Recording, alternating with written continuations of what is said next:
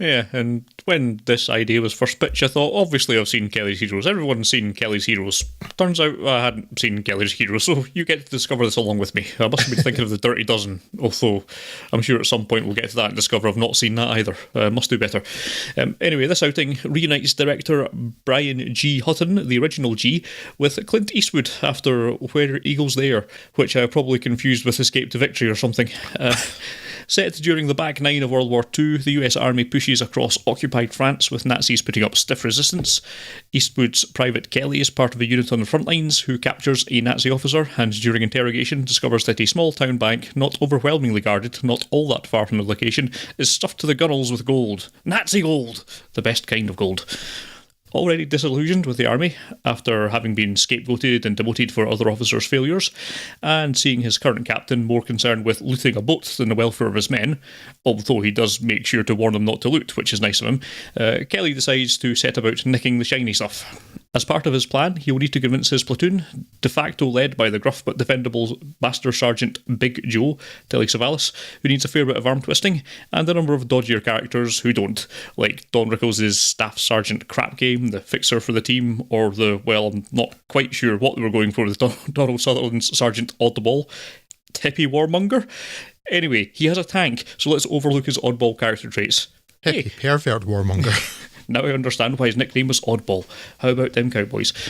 Having assembled a team that may or may not have numbered 12, cleanliness status unconfirmed, they push into enemy territory, variously sneaking in, fighting their way past the Nazis at cost, eventually chased by gung-ho Major General Colt, Carol O'Connor, who's misinterpreted their actions as a great patriotic push worthy of acclaim and the backing of the full division in an otherwise stalled advance.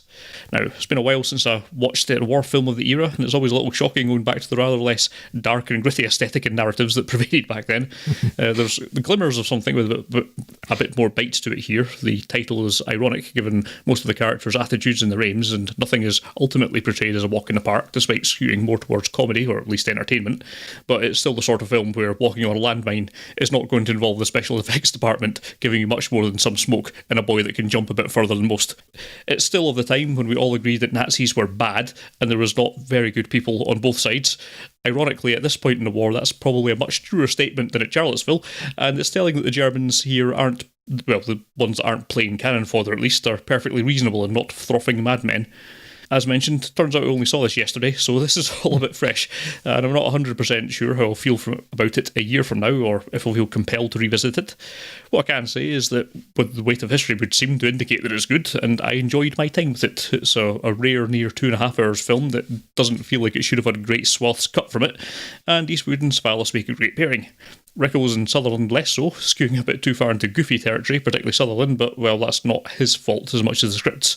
So, yes, it's an entertaining heist romp, and it's rather more jaundiced view of war, while by no means unique at the time. This was also the year of Catch-22 and MASH, but also by no means the most common wartime narrative, keeps it within touching distance of contemporaneity. It didn't rock my world, perhaps, but it did make for a very diverting distraction from it for a couple of hours. I find that quite interesting, how you found this film to be. It's not often that we diverge hugely in our opinions of things, Scott. This appears to be one case where we do. What is interesting, though, is that your impression of the film is how I remember 15 or 20 years ago Drew remembering liking this film. That's how I remembered it. I remembered liking it. I remember thinking it was funny, entertaining. I had good memories of this film. And I went back to this, and it's probably not inaccurate to say I hated the film this time round. All right. But why, Drew? Why? Well, I'll get to that. First of all, you make the point about the name Kelly's Heroes, which I thought it's an ironic title at best. Mm-hmm. These people are not heroes, but I think it's quite amusing. The title in Spain, I'm not sure how many other countries had a similar translation, but the title of this in Spain was Kelly's Violent Ones, which is a much more apt title. Yeah.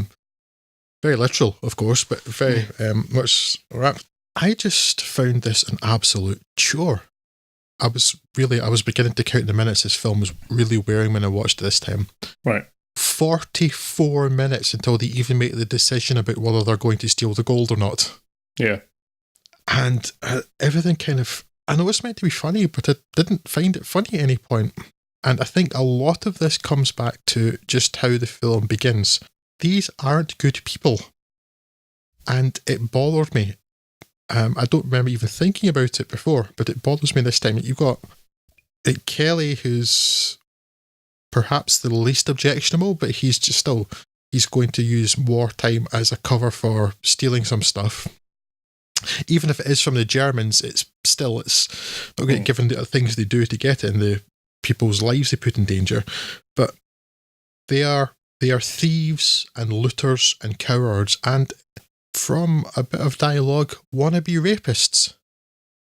Because there's something I think Terry Savalas either says directly to them or kind of infers, is that they would be going into town to rape women. I mean, there's a repeated line about them looking for prostitutes or just like local women to sleep with. But there's a definite bit about rape. Yeah, okay, I'm hoping all of these people die now. So that certainly set me off. Then you have it's the strangest casting. I know Don Rickles' character's supposed to be sort of comedy character. I just found him a mealy-mouthed git. I mean, it's really it's rubbed me the wrong way the whole way. Yeah, for someone that's supposed to be delivering the laughs, he definitely didn't. I don't think I've seen Don Rickles in anything before that he's made any impact on me. But yeah, for the supposed comic relief character, it's like, yeah, you're not actually very funny. I don't know what the deal is with that. No, then there's Donald Sutherland, who has been not just dropped in from a different film, dropped in from a different war. Dropped on his head, I think. Yes. He let's set aside the disturbingly young woman he's seen lying with at the beginning, because even if you could just sort of set that aside and not think about that, he's just such a strange character who's somehow a 1944 hippie. Yeah. He's clearly been dropped in from the Vietnam War, which is what was on when this film was made. It's clearly a Vietnam War film set in World War II, which is a strange thing to do. Yeah. But he's also, as well as being a hippie, he also at some point suddenly becomes Yiddish. It's only like for one line, but the way there's a moment when he has to call in some more tanks and things, and he talks about 60 feet of bridge I can pick up anywhere, and the way he says it's so kind of New York Yiddish. Yeah. And it's just like, what are you doing, Sutherland? What's going on with you in this film? And then we have there are bits where when your man Harry Dean Stanton, who was apparently born looking 85 and never aged beyond that to the rest of his life, he dies, isn't he? Certainly, he's in that scene in the minefield when they die. So some of the crew eventually die, and they're supposed to be their friends and colleagues in the army. And it's like, oh, they dead. We am so sad. Oh, 60 seconds, that's enough mourning. Back to stealing now. Yeah. And the film's full of that kind of weird tonal shift of like... Yeah. And I could not set that aside. And I must have either not thought about it the last time I saw this, or was able to set it aside and somehow enjoy the rest of it. But this time I'm thinking... They are endangering people, they're going against orders, they are killing dozens and dozens of just regular German soldiers, not in the name of an advance, not in the name of persecuting the actual war and doing their duty, but to steal stuff. And then the one person, the one German that they don't immediately kill, the one German that they do a deal with, is the one SS member they meet. Yeah. You know, so the SS are the ones that are unequivocally bad. The rest of the people would just be conscripts or people who believe they're fighting for their country. The SS are the genuine villains, and that's the one they do the deal with. So this film, I did not like this film at all this time around. It made me angry for all of these reasons. And there's even other ones too. Like there's the slightly camp guy that's in Oddball's tank platoon, the one that he keeps telling not to have such bad waves. And he's certainly camp, and the first time you see him speak like that, you just see this look in Clint Eastwood's face. It's clearly like, I don't like this gay man. Take him away from us. Although to be honest, Clint Eastwood's face kind of displays distaste for everybody in the film. He's not got the biggest range. Facial expressions all Clint, but so it's possible I'm reading a bit too much into that, but didn't feel like it. Yeah, I had genuinely been looking forward to watching this again, because I had remembered thinking this was just a great, fun caper film. And this time, no, not at all, unfortunately. It's also, I don't think I've ever seen a war film with as many explosions as this. And there were huge, 10-minute long sequences where stuff's exploding left and right, except all the explosions are rubbish. They're all very clearly gasoline explosions, all of which are just balls of flame that go straight up in the air. And I'm like, I've seen so many well-crafted war films where things look like they're exploding or they look like they're impacts. And it's like, you spent 10 minutes just exploding lots of petrol barrels and all just gone straight up and they look like petrol barrels exploding. They don't look like impacts from shells or anything. And yeah, I am very disappointed to find that I found not a single thing of merit in this film this time around. And it's so unusual that we diverge so much in our opinions. Strange. Yeah, I don't know if I'd pick up. I certainly picked up parts of that. I mean, certainly tonally it is all over the shop. I did notice that when I was watching it, but I guess I just wasn't invested enough for it to make much of a difference one way or the other. Definitely those scenes when the guy's in the minefield and they do their very short morning session, which I thought was going to lead into something a bit more emotional or emotionally relevant at that point, and it doesn't really deal with any of that at all. I thought that was the point that, certainly if you were making this kind of film these days, that would be the point of where everything starts going wrong and they don't get the gold in the end. I figured that was the way that arc was going, but no, no, that's not how it goes. They make it good to their escape with the gold. I think that had they just played that completely callously, if it was just a case of, we want the gold, oh, they're dead. Well, more gold for me then. Instead of paying the merest lip service to the idea that they were actually affected by it. Yeah.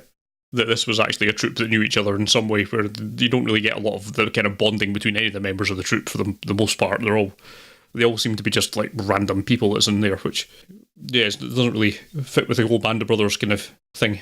Yeah, clearly no interest in trying to argue the other way. If anything, you're probably convincing me more than anything else. But yeah, I rescind my recommendation of being mildly diverting. So just don't bother with it. Yeah, I think it would certainly be fair to say that my personal morality very much got in the way of me enjoying this film. It actually almost got in the way of me enjoying the next film as well. Mm-hmm. But because that film takes a different turn, I felt differently about it. So that's good, I guess. But it's not a film to go into with a lot of high morals, because it will not stand up to them. Yes.